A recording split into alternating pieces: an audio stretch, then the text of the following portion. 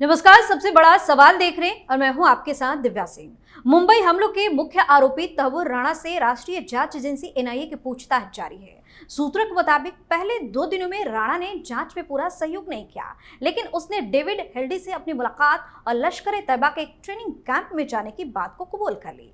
इस खुलासे के बाद जांच में और भी ज्यादा तेजी आई है। अब एनआईए राणा के वॉइस सैंपल और हैंडराइटिंग सैंपल लेने की तैयारी कर रही है ताकि सबूतों को और मजबूती मिल सके। इसके अलावा जल्द ही राणा का सामना एक खुफिया गवाह मिस्टर बी से कराया जाएगा, जिससे कई और राज खुलने की उम्मीद है। सुरक्षा एजेंसियां इस मामले को लेकर पूरी तरह से सतर्क है। खबर है कि तहव्वुर राणा ने सेल में कुरान, कलम और कागज की मांग की थी, जो उसे उपलब्ध भी कराया गया है।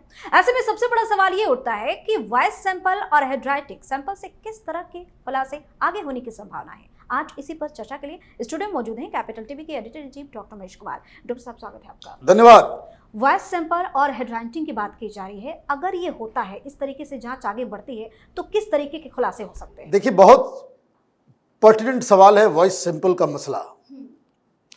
वॉइस सैंपल हम लोग पाकिस्तान से भी मांग रहे थे, जो कभी नहीं मिला।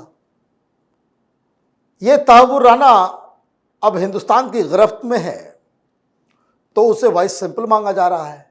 क्यों मांगा जा रहा है? क्योंकि 100 से ज्यादा फोन रिकॉर्डिंग्स हिंदुस्तान के पास है।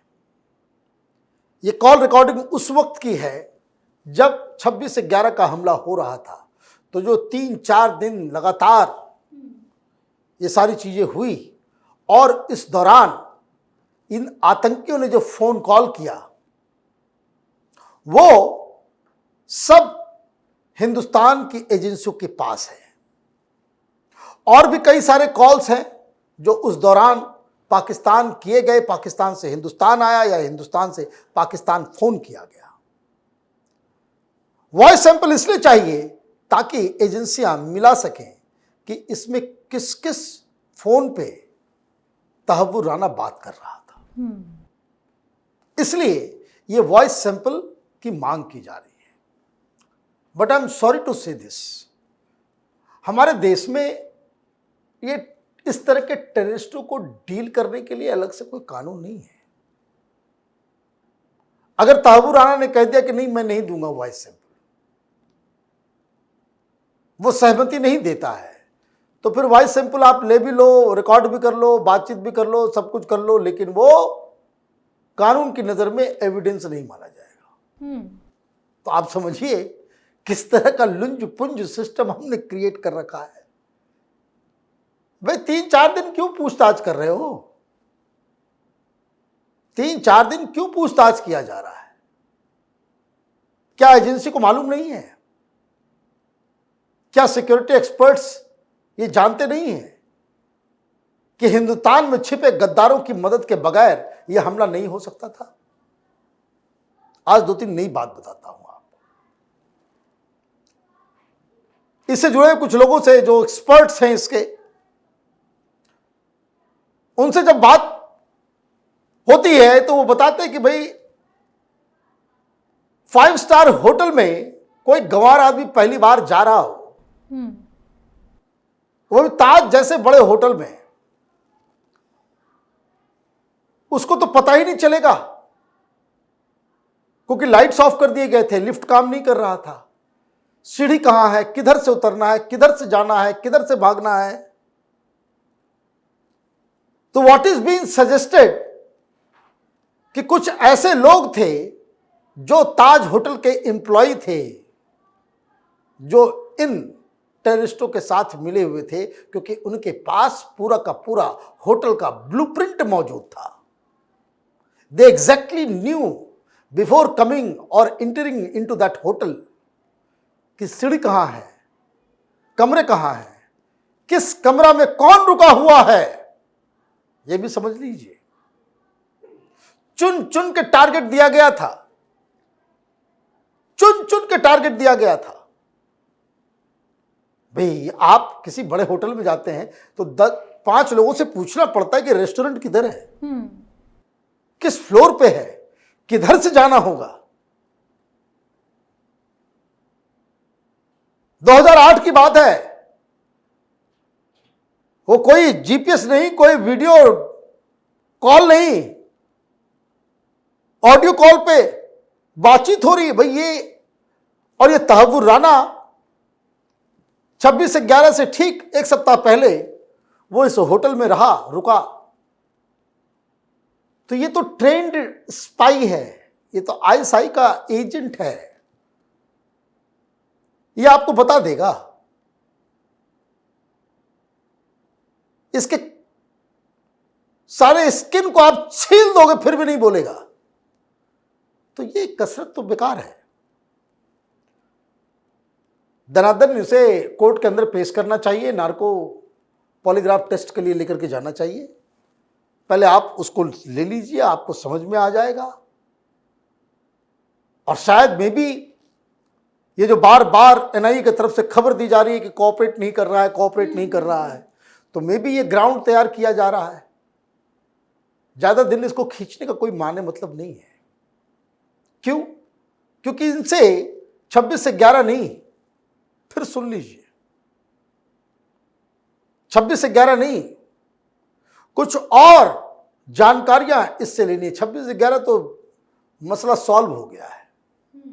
जिन लोगों ने हमला किया आधा से ज्यादा वो तो ऊपर चले गए, कुछ लोग बीमारी से चले गए, कुछ लोग नेचुरली चले गए, और कुछ लोगों को अज्ञात लोगों ने जाकर के उन लोगों का काम तमाम कर दिया, जहन्नुम में भेज दिया इन लोगों को। भाई आपने सुना ना भी लगातार कुछ ना कुछ पाकिस्तान में हो जा रहा है। तो ये सब तो हिसाब किताब तो ऑलरेडी हो चुका है, उसका कोई माने मतलब नहीं है। अब जो इनसे पूछताछ करनी है वो पूछताछ से करनी है कि देश के अंदर में कितने गद्दार छुपे हुए हैं हमारे, कितने स्लीपर सेल हैं। जब ये पूरी टीम जब आई मुंबई तो उसको कौन रिसीव किया, कौन उनको पनाह दिया, कौन खाना खिलाया, कौन क्या करवाया। यहां पे देखिए 4 दिन लगातार ये गोली चलाता रहा। ये लोग गोली 1-2 नहीं, पूरा का पूरा गोली चलाता था। तो 4 दिन, 3-3.5 दिन तक जो गोलियां उसने चलाई, तो उस गोली को तो कैरी भी तो करके लेकर जा रहा होगा, या होटल में ही कहीं छिपा हुआ था गोलियां। इतना भारी चीज लेकर के वो घूमना, साथ में खाना, भाई कौन मदद कर रहा था इनकी। तो एक तो ये मसला है। तो जो आपने पूछा कि गवाह बी है ना, मिस्टर बी, तो मिस्टर बी कुछ वैसा ही कोई एलिमेंट है जो जेल में बंद है और उसको ही आमना सामना कराया जा रहा है। तो आप ये समझिए, कुछ और बड़ी खबर आ रही है एनआईए के सूत्रों के द्वारा, अभी कंफर्म नहीं है, इसलिए उस पर बातचीत करना अभी मुनासिब नहीं है। लेकिन कल तक इसके बारे में बड़ी खबर आ जाएगी, ऐसा खुलासा होगा कि बहुत सारे लोग नप जाएंगे। भाई तहव्वुर राना पे बहुत सारे पॉलिटिकल लीडर की तरफ से कोई बयान नहीं आया है। हाँ, ये भी एक मिस्ट्री है। ये सब के सब वो ब्रिगेड, वो गैंग ज्यादा परेशान चल रहा है, जो हिंदू टेरर। उस समय यूपी के गृह मंत्री साहब भी, इनका एक बयान आया, बोले कि बच्चा हुआ ही पकड़ा गया है, सारा खुलासा होगा। कांग्रेस से आजकल नाराज चल रहे हो और वो कह रहे खुलासा होगा, होना ही चाहिए। तो आप ये समझिए कि बहुत इसमें ये मसला इतना पेचीदा है कि जिस सर्कमस्टांसेस में ये घटना घटी, कि जब गृह मंत्रालय के वो लोग जो इस तरह के ओकेजन पे, जिनको सिचुएशन को हैंडल करना था, वो 15 के 15 लोग वो पाकिस्तान में मरी में आईएसआई के सानिध्य में वहां पे पार्टी चल रही थी इन लोगों की, वो हिंदुस्तान में थे ही नहीं। ऐसे सर्कमस्टांसेस में हुआ जब यहां की सरकार जिहादियों से ज्यादा हिंदू टेररिज्म को बदनाम करने में जुटी हुई थी। घटना के बाद फौरन बताया गया भाई कलेवा पहना हुआ था, सब हिंदू है। पाकिस्तान का नाम कोई नहीं लिया। कुछ तो ऐसे बहादुर टीवी एंकर थे हिंदुस्तान में जिनको पद्मश्री और पता नहीं क्या क्या मिला, वो तो ये भी इतने अक्लमंद कि उन्होंने तो कहना भी शुरू कर दिया था कि इनकी आवाज से लग रहा है कि ये मेरठ या फिर वेस्टर्न यूपी या हरियाणा के लड़के नजर आ रहे हैं। भाई जिहाद करने आए थे ना, तो कलावा तो तुमको छूना ही नहीं चाहिए, तो कलावा क्यों पहनाया गया? कलावा किस लिए पहनाया गया? कि ताकि अजीज बर्नी जैसे लोग, कम अक्ल लोग किताब लिख सकें कि 26/11 आरएसएस की साजिश, हिंदू दहशतगर्द है, पूरी दुनिया में बदनाम करने की साजिश। और उस घटिया सी किताब को वो दिग्विजय सिंह जाकर के उसको सम्मानित कर रहे हैं, उसके इनॉग्रेशन में जाते हैं। आप ये समझिए कि इस घटना के चारों तरफ एक ऐसा माया जाल बुना गया था कि जिससे अगर वो तो भोलेनाथ की कृपा इस देश के ऊपर कि वो पकड़ा गया कसाब और ये मालूम चल गया कि ये पाकिस्तान का है। नहीं तो ये जो मीडिया है हिंदुस्तान में, ये सब रवीश कुमार, अजीत अंजुम, वाजपेयी, ये बरखा दत्त, ये तमाम इस तरह के लोग, राजदीप सरदेसाई, इस तरह के लोग वो साबित कर ही देते कि भाई वो पाकिस्तान से नहीं आए थे, तो हिंदू लोग हैं या आरएसएस वाले हैं। पार्लियामेंट में ये लोग सवाल पूछते थे भाई कि आरएसएस में आर्म्स की ट्रेनिंग दी जाती है, हिंदुस्तान में एक जो है हिंदुओं का टेररिस्ट ग्रुप क्रिएट हो चुका है। 2014 के बाद सब मर गए, है ना, खत्म हो गया सब कुछ ना। तो आप ये देखिए कि किस तरह के लोग और इस तरह की साजिश, गोदरा होता है, मुस्लिम भीड़ जो है वो हिंदुओं को जला करके खाक कर देता है। ये बताइए, ये लालू यादव कैसा डिवाइन जस्टिस जीते जी जो है चलता फिरता जो है बेकार सा आदमी हो गया। इसने एक बनर्जी कमेटी बना दी कि जो लोग अंदर थे, हिंदुओं की साजिश थी, अंदर से ही आग लगा दिया। सारे मुसलमान जो है पाक साफ थे